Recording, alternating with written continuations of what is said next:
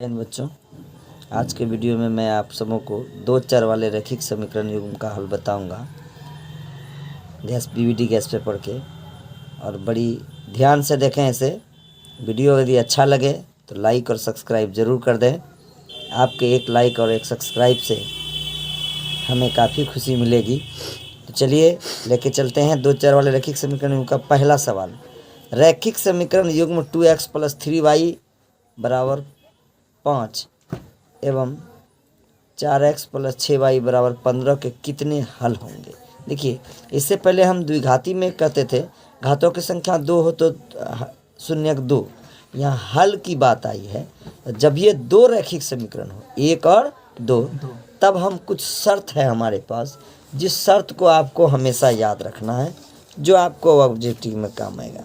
दो चर वाले रैखिक समीकरण के लिए, एक चर वाले के लिए नहीं, कितने चर वाले के लिए?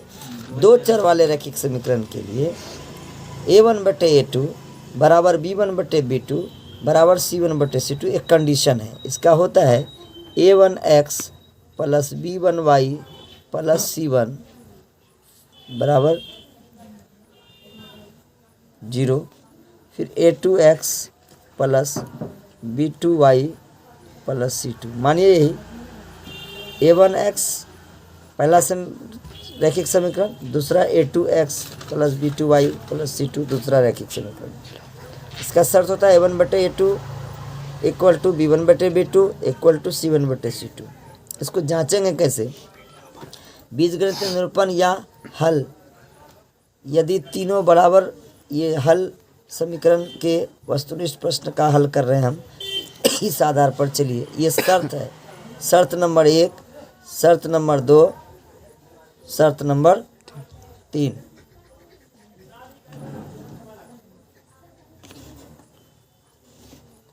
शर्त नंबर 1 में है a1/a2 ≠ b1/b2 = c1/c2। हल में जाएंगे, अद्वितीय हल होगा, यानी फर्स्ट में यहाँ कट हो जाएगा। यानी a1 a2 के जगह जो मान रखेंगे हम, वो अगर इसके बराबर नहीं हो तो यहीं कट जाएगा, और यहाँ पर अगर कट गया तो हल में जाएंगे तो अद्वितीय हल हो जाएगा। ग्राफ पूछेगा तो प्रतिच्छेदी होगा। ग्राफ पूछेगा तो क्या होगा? प्रतिच्छेदी। और युग्म पूछेगा तो संगत। तीन बातें पूछा जाता है। हल कैसा होगा? अद्वितीय। ग्राफ कैसा होगा? प्रतिच्छेदी। युग्म कैसा होगा? संगत। युग्म में होगा संगत। युग्म में क्या होगा? ग्राफ कैसा होगा? प्रतिच्छेदी। हल कैसा होगा? अद्वितीय हल। कब? जब a1/a2 ≠ b1/b2 हो तब। समझ गए? दूसरा शर्त है मेरे पास a1/a2 = b1/b2 = c1/c2। हल कैसा होगा? अपरिमित रूप से अनेक हल होंगे, यानी तीनों बराबर हो जाए तो हल क्या होगा? अनेक। ग्राफ क्या होगा? समपाती। समपाती मतलब दोनों रैखिक समीकरण ग्राफ एक ही रेखा पर होगा। प्रतिच्छेदी में एक इधर से कहीं न कहीं काटेगा। और युग्म हो जाएगा संगत, यानी अद्वितीय हल हो तो भी युग्म संगत, और अपरिमित रूप से अनेक हल हो तो भी युग्म क्या हो जाएगा? संगत। लेकिन ग्राफ समपाती होगा, अद्वितीय हल का ग्राफ प्रतिच्छेदी होगा, हल अद्वितीय होगा, और इसका हल अपरिमित रूप से अनेक हल होगा। मैंने x का मान निकालने रखेंगे, y का निकलता जाएगा।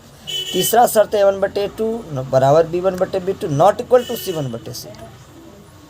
ये दोनों अगर बराबर होता है और ये वाला बराबर नहीं होता, यहाँ कट होता है मेरा यहाँ, तो उस परिस्थिति में ग्राफ हल क्या हो जाएगा? कोई हल नहीं। हल क्या हो जाएगा? कोई हल नहीं होगा। और ग्राफ क्या हो जाएगा? समांतर। युग्म क्या हो जाएगा? असंगत। ये तीन स्थिति को समझ गए आप। अब चलिए, अभी हमारे पास पहला ऑब्जेक्टिव देखिए, इस नियम की जरूरत है या नहीं।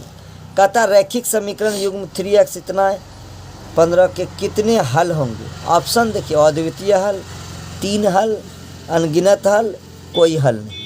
तो इसके लिए हमको क्या करना होगा? इस शर्त पर लाना होगा। शर्त क्या है मेरा? a1/a2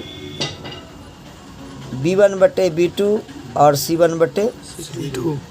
ये जानना होगा a कौन है। x का जो गुणांक होता है वो a कहलाता है, y का जो गुणांक होगा वो b कहलाएगा और अचर पद जो है वो क्या कहलाएगा, c कहलाएगा। यहाँ x का गुणांक कितना है बाबू, 2 कितना है 2, तो यहाँ a1 के जगह क्या हो जाएगा 2, a2 के जगह यहाँ x का गुणांक कितना है 4 बराबर देते चलेंगे। b1 यहाँ कितना हो जाएगा 3 और b2 कितना हो जाएगा 6, शॉर्ट में लिखेंगे तुरंत। और c1 कितना हो जाएगा 5 और c2 15। अब इसको हल करेंगे, 2 का 2, 2 दूना 4, 3 का 3, 3 दूना 6, 5 का 5, 5 3 15। तो देखिए 1/2 1/2 बराबर हो रहे हैं, यस सर, a1/2 बराबर हो रहे हैं यस 1/3। देख लीजिए ये बराबर नहीं हुआ, इसका मतलब कहाँ कटा, कट गया। यहाँ कटा, यहाँ कटा, तो शर्त मेरा क्या होगा, शर्त नंबर कितना आएगा, शर्त हो जाएगा समान। 3। समांतर, कोई हल नहीं, समांतर यस। गरा हल में क्या होगा, कोई अगर आपने नहीं पूछा है और युग्म नहीं पूछा, क्या पूछा है, हल क्या होगा, कोई हल नहीं। देखें ऑप्शन में कोई हल है, अद्वितीय हल है जो कि नहीं आ रहा है ना, 3 हल है, ऐसा आ रहा है नहीं, कोई हल नहीं है ना डी नंबर में, यस। इसलिए आंसर क्या हो जाएगा डी। समझ में आ गया होगा कि यस। कैसे हुआ, यस। ठीक यस। समझे। यस। अब चले सवाल नंबर 2 में, इस शर्त का बहुत जरूरत है कि नहीं। यस 2 रैखिक समीकरण के आलेख प्रतिच्छेदी रेखाएं हैं, तब रैखिक समीकरण का हल होगा। प्रतिच्छेदी रेखाएं, देखिए कितनी कॉमन बात है, और 2021 का एनुअल, 2019 का कंपार्टमेंटल और 2019 के एनुअल में पूछा है लगातार, है कि नहीं। यस तो 2 रैखिक समीकरण के आलेख प्रतिच्छेदी रेखा है। अब चलिए हमने इसमें बताया था शर्त में, अगर अद्वितीय हल होगा तो आलेख क्या होगा बाबू, प्रतिच्छेदी आलेख होगा, प्रतिच्छेदी। बताए थे ना। यस। अगर अपरिमित रूप से अनेक हल होगा यानी तीनों बराबर हो जाए, या अपरिमित रूप से अनेक हल तो आलेख क्या हो जाएगा बाबू, आलेख माना ग्राफ होता है, यस। संपाती होगा। अगर कोई हल नहीं हो तो ग्राफ क्या हो जाएगा, समांतर। आलेख यानी ग्राफ उसी को कहते हैं, यस। ठीक है। तो अभी हमको प्रतिच्छेदी कहा है, यस। और मांग क्या रहा है, हल हल। का। ग्राफ प्रतिच्छेदी है तो हल क्या होगा, तो अद्वितीय हल होगा, यस है। इसकी जरूरत है ना, यस। बेहतरीन टिप्स है ये, इसको याद रखेंगे, आपको कभी ऑब्जेक्टिव गलत नहीं होगा, खास करके 2 चर वाले रैखिक समीकरण के लिए। तो चलिए अद्वितीय हल इसमें से कहीं है क्या, यस। है अद्वितीय यानी कि एक हल। ठीक। अद्वितीय यस है, सर, एक हल। अद्वितीय तो लिखा हुआ नहीं है यहाँ, कोई हल नहीं, ये तो नहीं आता है, नहीं सर। क्योंकि ग्राफ प्रतिच्छेदी बता रहा है। Yes sir. अनेक हल इस भी नहीं आएगा, नहीं सर। क्योंकि ग्राफ प्रतिच्छेदी है। होता 2 हल ये भी नहीं आएगा, एक हल अद्वितीय नहीं है तो क्या हो जाएगा, एक हल। अद्वितीय का मतलब होता है एक हल होगा, अद्वितीय का मतलब होता है एक एक हल होगा। कोई हल, अनेक हल, अपरिमित रूप से अनेक हल का मतलब अनेक हल होगा, और अद्वितीय का मतलब क्या हुआ, एक हल। इसलिए यहाँ अद्वितीय नहीं लिखा, एक हल दिया है, इसलिए आंसर डी हो जाएगा, ठीक। यस रैखिक समीकरण में चर के घात की संख्या होती है, याद रखें। हम लोग चले जाइए पीछे द्विघात बहुपद में, वहाँ पर क्या पढ़े थे कि जिसके घातों की संख्या 2, हल कितना हो जाएगा, उसका शून्य कितना निकलेगा, 2। तो अधिकतम घात वहाँ लिखते थे, अगर पूरे पद में, व्यंजक में अधिकतम घात 3 है तो 3 लिखते थे। यहाँ क्या कर, रैखिक समीकरण के चर के आप पढ़े होंगे, रैखिक समीकरण के घातों की संख्या कितनी होती है, एक होती है। हमेशा याद रखें, नहीं कुछ तो मान लिया जाए यह एक रैखिक समीकरण 2x + 3y रैखिक समीकरण है। यस तो चर x है, यहाँ चर y है, यहाँ भी x है, यहाँ तो इस चर में नहीं कुछ तो एक है ना घात जी। Yes sir. इसलिए क्या हो जाएगा, घात क्या हो जाएगा, 1। एक। हमेशा याद रखें, 2021 का एनुअल में पूछा, और कितना आसान है, रैखिक समीकरण में चर का घात हमेशा एक होता है, ये अपने दिमाग में बैठा लीजिए। चलिए आगे चले, 4 नंबर, 2 चर x y में रैखिक समीकरण ax + by + c = 0 के वास्तविक संख्याओं के समुच्चय में कितने हल होंगे। किसके समुच्चय में कहा, वास्तविक। देखिए 2 चर जैसे ही हो जाएगा वास्तविक संख्या, जब ये कहेगा तो इसका कोई हल नहीं, कोई हल नहीं। क्या होगा, कोई हल नहीं, ये आंसर डी हो जाएगा, ठीक है। यस के किस मान के लिए समीकरण 3x - y = -8 तथा 6x - ky = -16 संपाती रेखा को प्रदर्शित करता है। किस रेखा को प्रदर्शित करता है बाबू, संपाती। चले आइए ये ट्रिक में, यहाँ देखिए संपाती किस में हुआ है बाबू, संपाती किस में हो रहा है, ग्राफ में इसमें जिसमें संपाती किसमें हो रहा है, जिसके तीनों पॉइंट बराबर है ना, Yes. इसी में संपाती होगा। Yes. A1 बटे A2 बराबर B1 बटे B2 बराबर C1 बटे C2, तो संपाती। संपाती कहा, हमको दिमाग में याद रखना है, पहले क्या करना है, दो रैखिक समीकरण लिखना है। एक के जगह क्या लिखना है, A1 के जगह 3। ध्यान दीजिए, दोनों उंगली हमारे पास है यहाँ पर।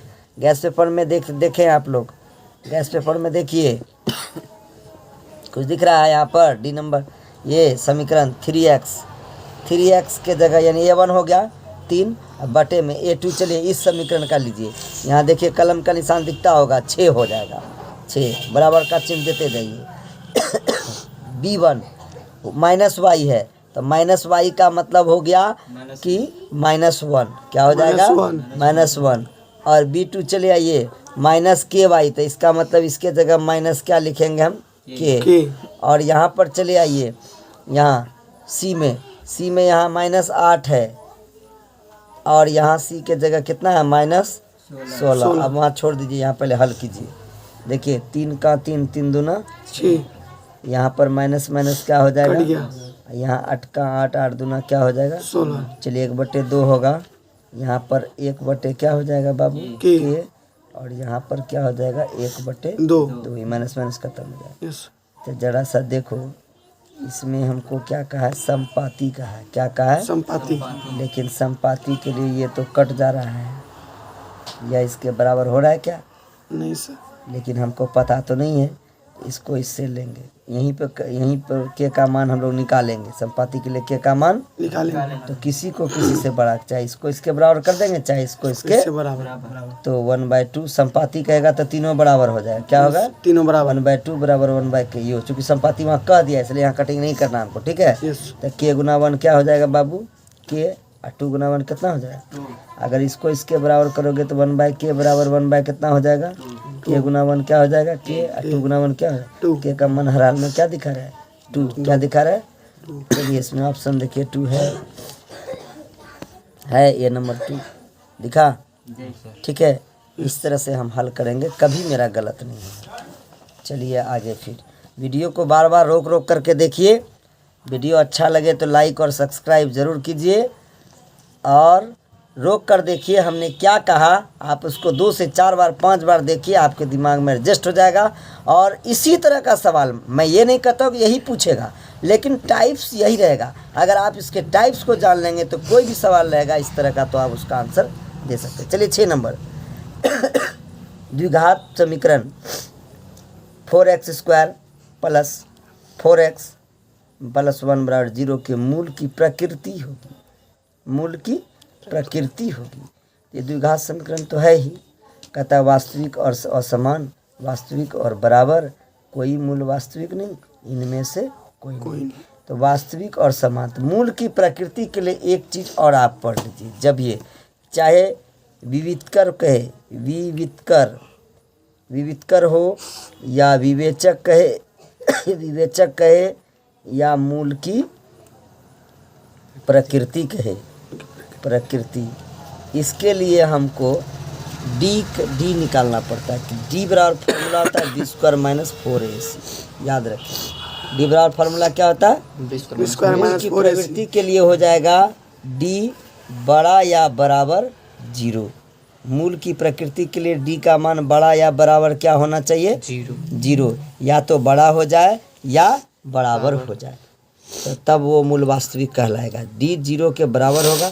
अभी जो हमारे पास सवाल दिया हुआ है 4x, तो इसका मतलब है, इस 4x का मतलब है, आप यहाँ ध्यान दें कि a के जगह 4 है, b के जगह भी 4 है, और c के जगह क्या है, 1। हमारा सूत्र में क्या है बाबू, b के जगह हम क्या लिखेंगे, 4 लिखेंगे। क्या लिखेंगे, 4 का स्क्वायर। 4 यहाँ पर फार्मूला का a के जगह भी क्या है, 4, और c के जगह क्या है, चलिए c के जगह 1 है, 1 लिख। हल कीजिए इसको, 4 चौक 16 माइनस 4 चौक 16 गुना 1 तो 16। क्या हो गया, डी बराबर हो गया किसके, 0। डी बराबर हो गया किसके, 0। तो इसका मतलब कौन सा शर्त हमको देना होगा, वास्तविक और असमान। ये तो गलत हो जाएगा, वास्तविक और बराबर, वास्तविक और बराबर, यानी कि मूल की प्रकृति वास्तविक या क्या होगी, बराबर होगा। वास्तविक या क्या होगा, बराबर। आंसर नंबर बी, क्योंकि मूल हमारा वास्तविक और बराबर के लिए डी ग्रेटर देन 0, और 0 आ गया तो वास्तविक होगा या बराबर होगा। ठीक है। रैखिक समीकरण युग्म 5x + 2y 16 7x - 4y = 2 के हल होंगे। यहाँ हल मांग रहा है, यहाँ पर ये नहीं कह रहा है आपको कि अद्वितीय है, अनेक है, ऐसा नहीं, हल कह रहा है। तो हल कह रहा है तो चलिए थोड़ी सी रफ करेंगे हम लोग। है 5x + 2y = 16, 5x + 2y = 16 पहला समीकरण हो गया। और दूसरा समीकरण है 7x - 4y = 2, 7x - 4y बराबर कितना है, 2। समीकरण कितना हो गया। विलोपन विधि में आप फटाक से जानते हैं कि माइनस प्लस में रहे तो इसी को कटाएंगे। आप पढ़े होंगे तो आपको पता होगा विलोपन विधि। इसको 4 से गुना कर देंगे और इसको किससे करेंगे, 4 से गुना करेंगे। 4 पंचे कितना हो जाएगा, 20x, और 4 दूना कितना होगा, 8y, और 16 चौका क्या हो जाएगा, 64, 2 सत्ते कितना हो जाएगा, 14x, -7 - 2 चौका 8y बराबर कितना हो जाएगा, 2 दूना 4। यहाँ पर देखिए ये इसलिए हम लोग इस तरह शॉर्ट में करेंगे, क्योंकि यहाँ लिखते अगर बनाते इसको 2 नंबर में अगर हल करते तो वहाँ पर हम लोग इसको लिखते, ये 4 से इसको 2 से गुना कर घटाने पर, यहाँ जोड़ने पर हो जाएगा, चूँकि चिन्ह प्लस माइनस में है, 4 वाले इसकी, ये दोनों कट जाएगा। 14 20 कितना होता है, 34x। यहाँ पर 64 और 4 कितना हो जाएगा, 68। तो x बराबर हो जाएगा 68 बटे कितना हो जाएगा, 34 दूना 68। x का मान कितना निकल गया, और x का मान समीकरण 1 में क्या करना है, रख देना है। तो समीकरण 1 है 5x + 2y बराबर कितना है, 16। उसके बाद है आपका x का मान कितना है, 2, 5 गुना कितना करना है, 2 + 2 गुना कितना करना है, y तो नहीं दिया हो, y निकालना है, बराबर 16। तो 5 गुना कितना हो जाएगा, 10 + 2y बराबर कितना होगा, 16। तो 2y बराबर 16 बटे 10 सॉरी ये प्लस में इधर आएगा, किस में होगा, माइनस में। तो y बराबर 16 में 10 जाए कितना बचेगा, 6। ये गुना में 2 किस में आएगा, भाग में 3। तो y का मान कितना निकला, 3। x का मान कितना निकला, 2। चलिए 2 और 3 देख लीजिए है कि नहीं। x बराबर 2, y बराबर 3 1 नंबर में है ना। तो समझ गए इसको। आप फिर कहता है ये 2 रैखिक समीकरण दिया, x और y का मान होंगे। इसमें भी हमको x और y का क्या करना है, मान निकालना है। इसमें भी वही काम करना है। 3x - 5y = 0, 3x - 5y = 0। इसको समीकरण क्या मान लेंगे, 1। और यहाँ पर दूसरा करा 9x + 15y = भी 0, 9x + 15y यानी 15y = 0। समीकरण कितना हो गया बाबू, 2। ये माइनस प्लस वाला ही कटा दीजिए। तो इसको 15 से गुना करना होगा, और इसको कितने से गुना करना होगा, 5 से। 15 से 15 तिया कितना होगा, 45x - 15 × 75y = 0 हो जाएगा।